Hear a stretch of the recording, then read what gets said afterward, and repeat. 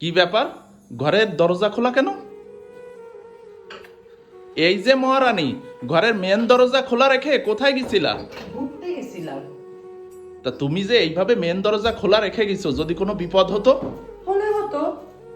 না, তুমি এইভাবে কথা বলতেছো কি জন্য? তো কিভাবে কথা বলবো? বিপদ হলে হতো তো কি হয়েছে? না, আমি ঘরের বাইরে গেলে যে মানুষ যতগুলা সিটকিনি সবগুলা সিটকিনি দিয়ে রাখে, সেই মানুষ বলতেছে বিপদ হলে হতো। কেন, কি হয়েছে তোমার? এরকম কথা বলতেছো কেন? আরে বোকা, আমি তো নিচে মেইন গেটে গেছিলাম। তা আমি তো নিচে দাঁড়ায় আছি, তো নিচ থেকে কে উঠে উপরে আসবে বলো তো? এই জন্য দরজা খোলা লিখে গেছে, আর খুব দ্রুত যাইতে হইতো। না, তা তুমি তো আমাকে বলে যাবা। আমি দেখলাম আমি তো সিঁড়ি থেকে দৌড়াই নেমে গেছি আর আসছি, এর ভিতরে হয়তো তুমি এসে দরজা খোলা দেখছো, তাই এমন না। না, দেখলাম তোমার একটা ফোন আসলো আর তুমি নিচে চলে গেলা। ফোন দিছিল আম্মু, আমার ছোট ভাই টিউশন নিতে যাবে, তো যাওয়ার পথে যে ওর কাছে এই দুইটা বক্স আম্মু পাঠায় দিছে, বললো যে দ্রুত নিয়ে নে, ও টিউশনের টাইম হয়ে গেছে। আম্মু আবার এই সময় কি পাঠাইতে গেল? হ্যাঁ, ট্যান্টারা। কি ওইটা? এই যে আমার পছন্দের আমের ঘোটা আচার, আর এটা হচ্ছে যে তুমি খিচুড়ি দিয়ে খেতে পছন্দ করে আমের খোসা সহ যে আচারটা, সেটা। আমার শাশুড়ি এত অসুস্থ, তারপরেও আমার এই আচারের কথা বলে না।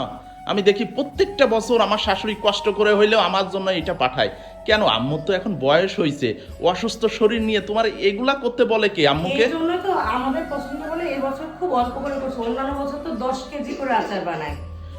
তাই সেই স্বাদ মায়ের হাতের আচার। তোমার আম্মুর আচারের স্বাদ তো মানে অতুলনীয়।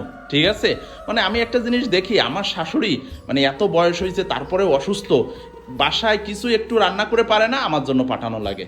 মানে আমি বুঝে উঠতে পারি না। জামাইয়ের প্রতি শাশুড়ির ভালোবাসা, বুঝছো? না, সেটা অবশ্য ঠিক বলছো। ঠিক আছে, এরপরে তো আমার শালা আছে, এরপরে শালা বউ আসবে, আমাকে আদর যত্ন করবে। ঠিক আছে, হ্যাঁ, সেই আশায় আচার থেকে তেল নিয়ে নাকে সরিষার তেল দিয়ে ঘুমাও, ঠিক আছে? কেন, কি হয়েছে? ডিজিটাল যুগে শালা বউ আসবে, আর শালা বউ এসে তোমাকে রান্না করে করে পাঠাবে আর খাবা, সেই আশা ছেড়ে দাও। শাশুড়ি যতদিন আছে, শ্বশুর বাড়িতে জামাই আদরও ততদিন আছে। যখন শাশুড়ি থাকবে না, তখন আর এই জামাই আদরটাও পাবা না। আরে পাবো পাবো, আমার কপাল ভালো দেখো। হ্যাঁ, শাশুড়ি না থাকলে কোনোদিন জামাইয়ের আদর পায় না। এই যে যত কষ্টই হোক না কেন, অল্প করে হলেও আচার বানাইছে। গরুর মাংস তোমার পছন্দ, যত কষ্টই হোক না কেন, ডাক্তার তো তাকে গরুর মাংস খেতে নিষেধ করছে, তোমার জন্য মাংস রান্না করে পাঠায়। তাছাড়া তোমার যে পিঠা পছন্দ সেই পিঠা বানায়। তুমি কি ভাবতেছো শালা বউ এসে তোমাকে পিঠা বানায় খাওয়াবে? তোমার পিঠের উপরে পিঠা দিবে। না, এইটা তুমি অবশ্য ঠিক বলছো, কারণ এখনকার বৌমারা আসলে সেই আগের যুগের মতো যে এত রান্না বান্না, তারপরে সিজনাল সময় যে কি পিঠা, তারপরে কত কিছু বানায় না, আচার। মানো আর না মানো, জামাইদের শ্বশুর বাড়িতে জামাই আদর ঠিক ততদিনই থাকে যতদিন শ্বশুর শাশুড়ি বেঁচে থাকে। শ্বশুর শাশুড়ি না থাকলে সে জামাই আদরও আর থাকে না। এইটা অবশ্য ঠিক বলছো।